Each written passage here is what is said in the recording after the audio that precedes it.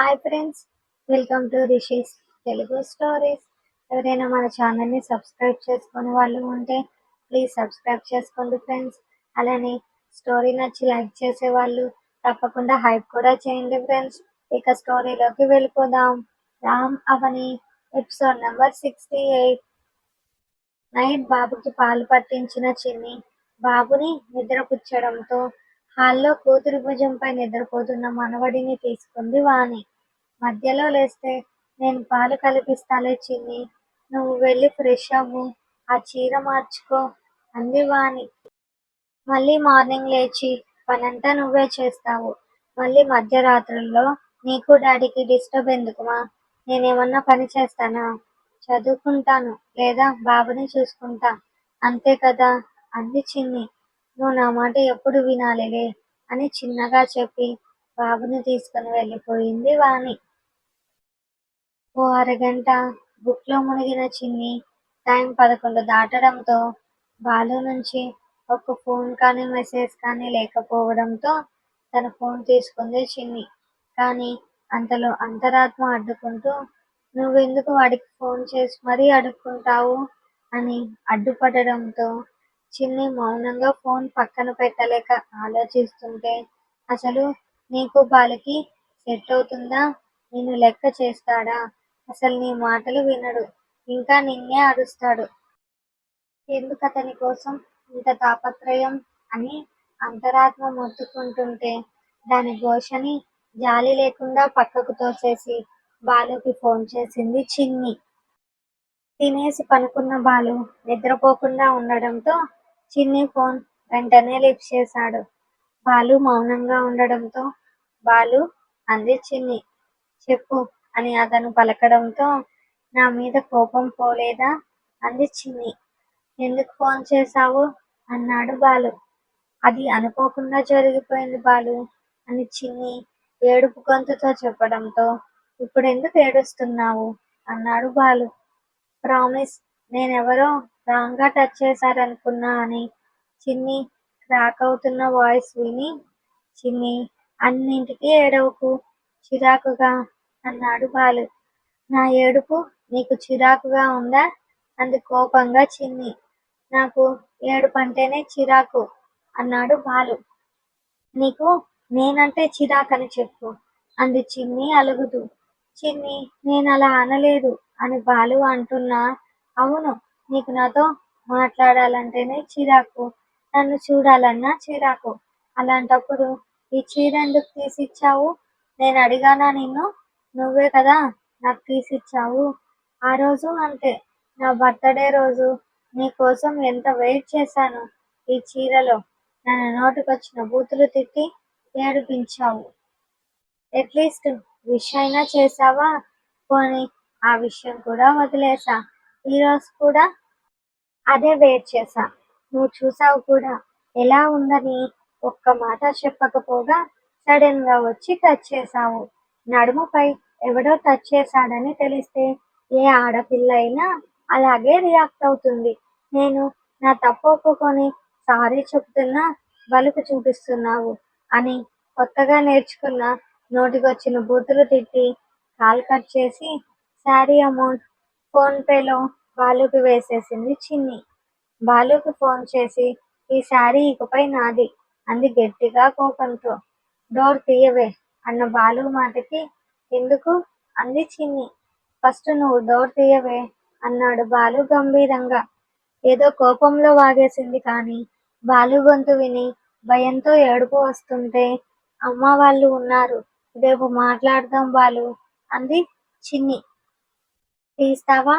నేనే డోర్ తట్టి మీ అమ్మా నాన్నని లేపేనా అన్నాడు బాలు. ప్లీజ్ బాలు, కోపంలో తిట్టేశా అని చిన్ని నచ్చజెపుతున్నా అంతలో బాలు డోరుపై తట్టడంతో ఎక్కడ వాళ్ళ అమ్మా నాన్నలు లేస్తారో అని దెబ్బకు పరిగెడుతూ వెళ్ళి డోర్ తెరిచింది చిన్ని.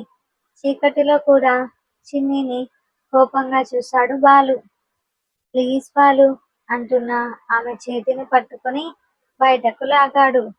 గాడ్, ఈ బాలు ఏదో ఒకటి చేసి అందరి మధ్యలో బుక్ చేస్తాడు.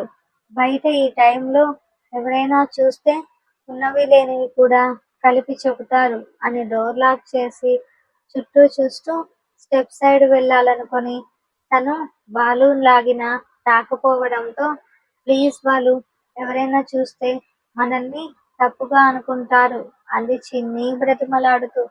దాంతో చిన్ని వెనకే వెళ్ళిన బాలు ట్యాంకు దగ్గరకు వెళ్ళగానే చిన్ని చేతిని ట్యాంకుకు వేసి అదుముతూ నాకు బలుపా, ఇప్పుడు చెప్పు ఆ మాట అనడంతో అనవసరంగా నోరు జారాను అనుకున్న చిన్ని తనకు అది దగ్గరలో ఉన్న బాలు ఇంకో చేతిని తీసుకొని తన నడుముపై పెట్టుకుంది. కళ్ళు గట్టిగా మూసుకొని ఉన్న చిన్నిని చూసి ఓయ్ ఏంటిది అన్నాడు బాలు ఆ చేతిని కదపకుండా అలాగే ఉంచి. దీని వలనే కదా ఇంత ఆర్గ్యూ జరిగింది. ఎవరో అనుకొని కొట్టానని ఇప్పటికైనా నమ్ముతావా అని చిన్ని అడగడంతో నేనని తెలిసి ఉంటే కొట్టేదానివి కాదు అంతేనా అన్నాడు బాలు సూటిగా. హా, అదే కదా చెబుతున్నా, ఇప్పటికైనా నమ్ము అంది చిన్ని. ఓ, నేనైతే ఎందుకు కొట్టవు అన్నాడు బాలు ఇంకొంచెం ముందుకు వంగి చిన్నగా అడుగుతూ. ఎందుకంటే అని ఆగిపోయిన చిన్నిని చూసి ఎందుకు అన్నాడు బాలు మళ్ళీ అడుగుతూ. అతను వదిలే వెచ్చటి శ్వాస మొహంపై తాకుతుంటే ఒక చేయి బాలు బంధించి ఉండడంతో రెండో చేతితో తన చీరని పిడికిల్లో బిగించింది అవని. చిన్ని సమాధానం ఇవ్వకపోయినా మళ్ళీ ఆ ప్రశ్న అడగకుండా బాలు ఇంకొంచెం ముందుకి వంగడంతో తన తలని పైకెత్తింది చిన్ని. అతి చేరువలో ఉన్న ఆమె పెదవులు చూసి బంధించిన చేతిని వదులుతూ ఆమె మెడపై చేయి వేసి పెదవులపై ముద్దు పెట్టాడు బాలు. వదిలిన తన చేతులని అతని మెడ చుట్టూ వేసి మునివేళ్లపై పైకి లేచిన చిన్ని నడుముపై ఉన్న బాలు చేతిని బిగిస్తుండడంతో నొప్పికి చిన్ని పెదవులు తెరవడంతో ఆమె కింద పెదవిని తన పెదవుల మధ్య బంధించాడు బాలు. బాలు ముట్టుకున్న ప్రతిసారి శరీరం గాలిలో తేలిపోయినట్లు ఉండడంతో మరింత దగ్గర అయ్యింది చిన్ని. దాంతో చిన్ని మెడపై చేయి తీసి రెండు చేతులతో ఆమె నడుమును బంధించి తనకు అదుముకున్నాడు బాలు. తనలో చేంజ్ అవుతున్న ఫీలింగ్స్ కి వెంటనే బాలు నుంచి దూరం జరిగింది చిన్ని. నేను వెళుతున్నా అంటూ పరిగెడుతున్న చిన్నిని వెనకే వెళ్లి లిఫ్ట్ చేశాడు బాలు. బాలు ప్లీజ్ అంటూ చిన్ని చిన్నగా రిక్వెస్ట్ చేస్తున్నా ఆమెని వదలకుండా హత్తుకొని తమ ప్లేస్ లో కూర్చున్నాడు బాలు. ముడుక్కుంటున్న ఆమెని చూసి ఇవన్నీ తెలిసే ఆ స్టెప్ ఎందుకు తీసుకున్నావే అని బాలు అడగడంతో మౌనంగా ఉండిపోయింది చిన్ని. ఉండనా వెళ్ళిపోనా అంటున్న బాలుని చూసి నా మీద కోపం పోయిందా అని అడిగింది చిన్ని.